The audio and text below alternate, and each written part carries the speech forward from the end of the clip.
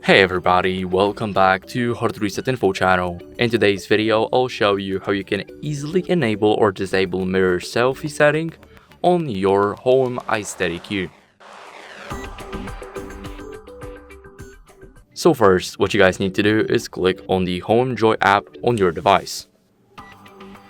Now the next thing that you need to do is wait for it to connect. As you guys can see, if you have this little Bluetooth icon here, that means it's connected. So now we can click it. Here, what we need to do is click on the gear icon in the top left, and here we have the mirror selfie. Now, if we want to enable it, simply tap on the switch, and now, as you guys can see, it's enabled. Let me show you. As you guys can see, right now it's like this, but after I disable it, it completely changes. So, that would be it. Thank you guys for watching. Make sure to leave a like, subscribe, and see you next time. Bye.